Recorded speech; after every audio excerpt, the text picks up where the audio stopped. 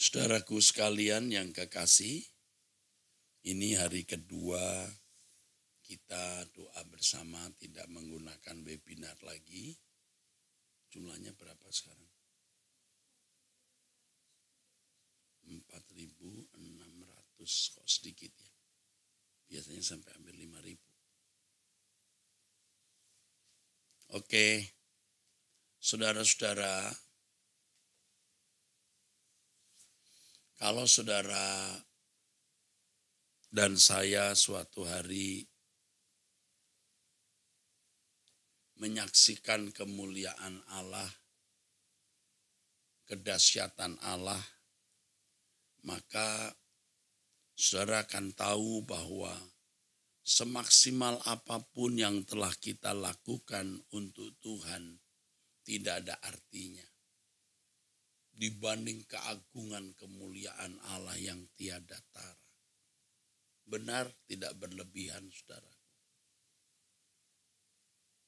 Apapun yang telah kita lakukan, semaksimal apapun, ya, bangun pagi berdoa, terus memberikan persembahan uang dalam jumlah besar, atau bahkan seluruh harta kita berikan. Itu jika dibanding dengan kebesaran Allah itu tidak ada artinya.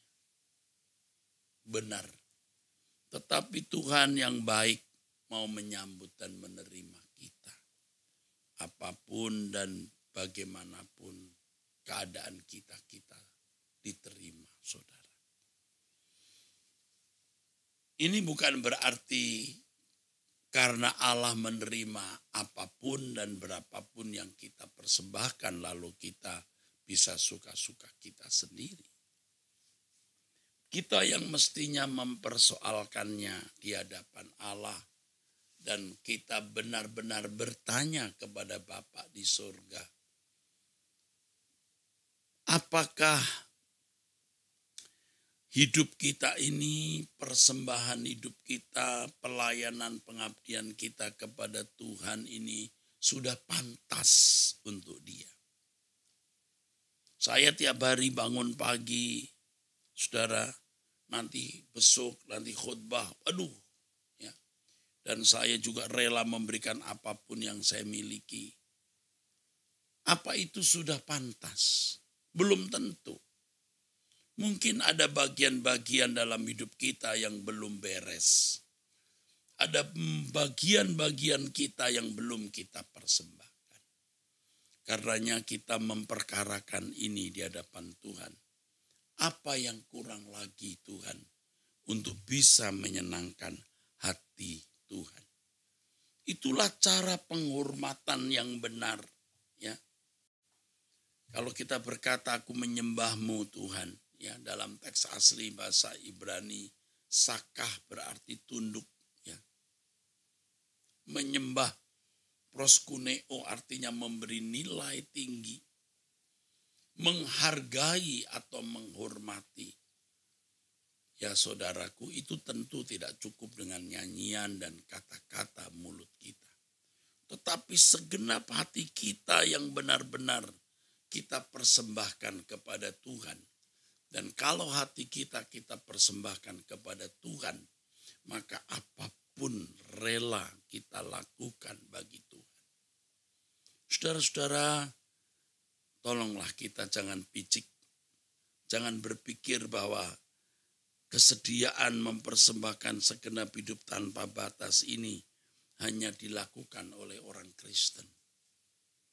Banyak orang-orang non-Kristen di dalam keyakinan agama mereka rela memberikan segenap hidup mereka kepada Tuhan. Contoh saja saudara, keyakinan orang-orang yang rela menyerahkan nyawanya menjadi pelaku bom bunuh diri. Demi apa yang dia yakini, demi pengabdian yang dia mau lakukan. Rela saudara. Meninggalkan orang tua, punya anak istri, tidak peduli. Menyediakan diri ya saudara, menjadi pelaku bom bunuh diri. Coba saudara.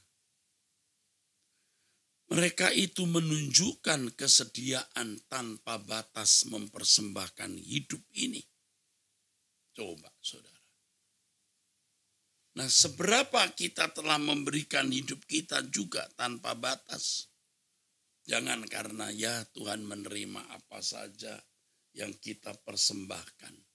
Lalu kita sembarangan. Kalau orang-orang di luar, orang Kristen, orang-orang di luar gereja bisa mempersembahkan hidupnya tanpa batas untuk yang dia yakini. Apakah kita juga meyakini Allah kita Allah yang benar, yang layak menerima segenap hidup kita sebagai persembahan? Ada orang-orang yang rela tidak menikah. Ada orang-orang yang rela menjadi orang miskin tidak berharta. Demi yang diyakini. Demi kebenaran yang dia yakini. Demi junjungan yang mereka sembah. Seberapa kita melakukan ini untuk Tuhan? Mestinya kita malu, saudara. Kalau saya pendeta dan hidup di tengah-tengah para pendeta, sejak muda saya tahu, saya mengenal orang lain, saya juga mengenal diri sendiri. Yang kadang-kadang pelayanan bukanlah pengabdian, tetapi menjadi profesi. Karena ada upah, kehidupan wajar, bisa menikah, punya fasilitas, bisa punya rumah. Belum lagi kehormatan di dalam organisasi dianggap penting, yang dituakan, yang dianggap sebagai terhormat. Saudara, kita malu, saudara, jika membandingkan diri kita dengan mereka yang di luar, orang-orang Kristen yang rela tidak menikah, tidak berharta sama sekali, demi apa yang mereka yakini, demi junjungan mereka. Kalau kita memperhatikan, saudaraku, fakta ini, bukan mau mengorek-ngorek borok orangnya, saudara. Itu semua borok kita, ya. Terjadinya pertikaian di dalam gereja lokal, pertikaian para pendeta di satu wilayah, bahkan keributan para pendeta di satu sinode. Orang mau menjadi terhormat dalam pemilihan ketua sinode, berkampanye mirip seperti para politisi yang berebut roti jabatan, roti kedudukan, saudaraku, yang di dalamnya ada harta, tahta, dan mungkin tata yang lain. Malu, saudaraku. Tetapi itulah faktanya yang terjadi di gereja. Kalau di abad-abad pertengahan, pertikaian antar pemimpin gereja sampai kucil mengucilkan, bunuh membunuh. Ada yang dibakar hidup-hidup karena syahwat, kekuasaan, karena iri, karena kebencian yang didasarkan perbedaan doktrin. Ini semua tindakan-tindakan yang jauh dari standar kekristenan yang Yesus ajarkan. Itu perilaku kuasa kegelapan, perilaku anak-anak setan, saudara.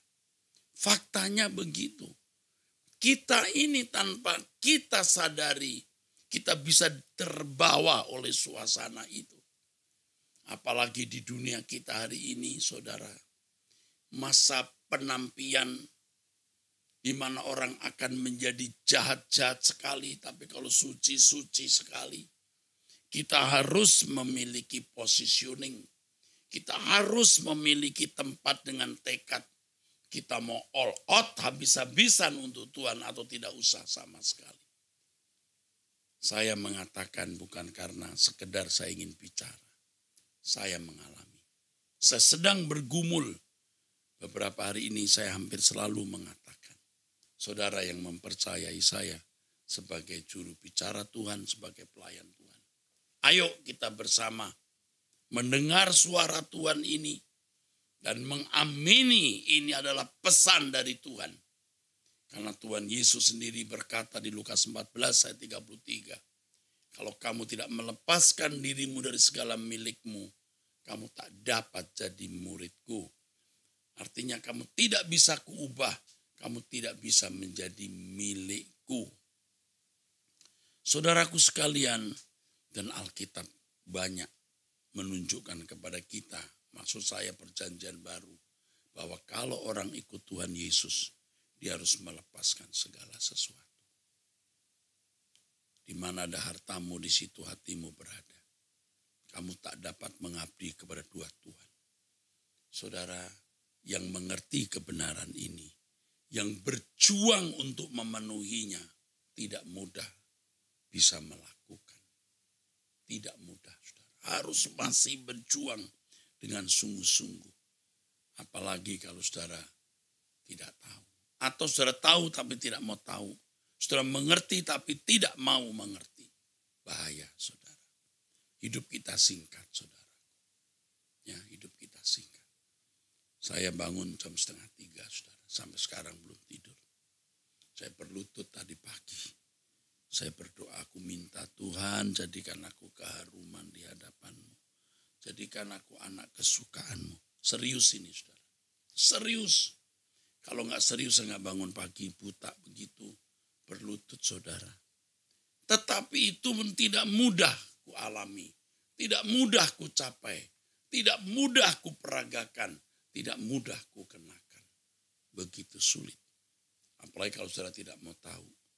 Masih tertarik dengan dunia, menyenangi hal-hal dunia. Saudara, biar kita dianggap tidak waras, tidak apa-apa. Saya berharap dunia akan segera berakhir kalau Tuhan berkenan. Dan kita akan melihat di pengadilan Tuhan, siapa orang benar dan siapa orang yang tidak benar. Tuhan memberkati saudara. Saudaraku, mari kita tundukkan kepala, kita akhiri doa pagi ini. Bapa, terima kasih untuk apa yang sudah kami dengar saat ini. Terima kasih Bapa untuk doa bersama ini. Dalam nama Tuhan Yesus Kristus kami bersyukur, kami berdoa. Amin. Sampai bertemu saudaraku besok pagi jam 5. Ya, Tuhan berkati.